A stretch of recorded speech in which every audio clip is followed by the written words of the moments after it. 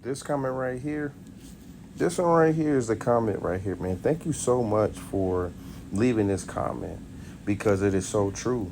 There are so many of us who God has called to do a thing, and for this reason or that reason or the third, we ain't doing it.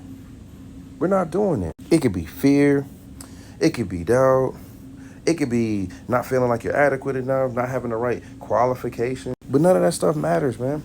Listen, God sees the end from the beginning. So if he calls you to do something, he's going to equip you with what it is or whatever it is that you need to do, whatever it is he's called you to do. That's the type of God we serve. He'll never ask you to do something and not prepare you to be able to do it.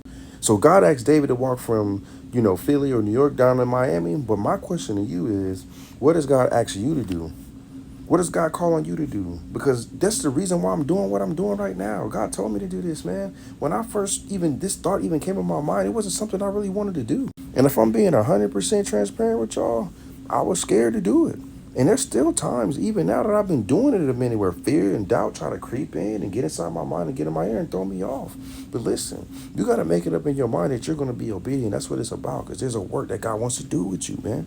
Listen, I know I'm not the only one. I know I'm speaking to somebody. I'm not the only one God told to start a channel, start preaching the gospel, start encouraging people, or whatever it is that God has told you to do. I know I'm not the only one. I'm not the only creative out there that God has said, I want to use you. I want to use your art.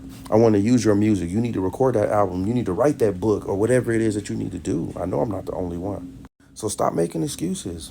Listen, when you start doing whatever it is that you're supposed to be doing, the enemy's going to come at you. People are going to come at you. The demonic attacks might increase in your life. You know what I'm saying? But you got to learn how to fight back, and you got to learn how to press through all that stuff, because the only reason that those things are happening is because they are trying to throw you off of what God has for you.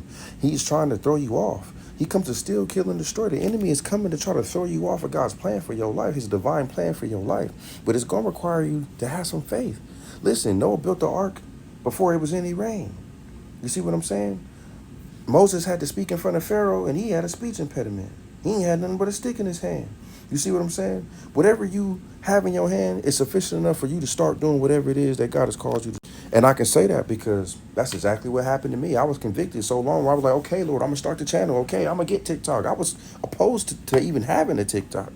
This is what made me even get one to begin with. So I'm here to encourage y'all, man. Keep going. Whatever it is that God has called you to do, take that leap of faith. Listen, either you don't do anything, right? And you lose and never know, or you try God who never changes and never fails, and you live your best life that you can ever live, and he opens doors for you and does things for you that you can't even imagine. That's what's on the other side. Y'all keep on pressing, man.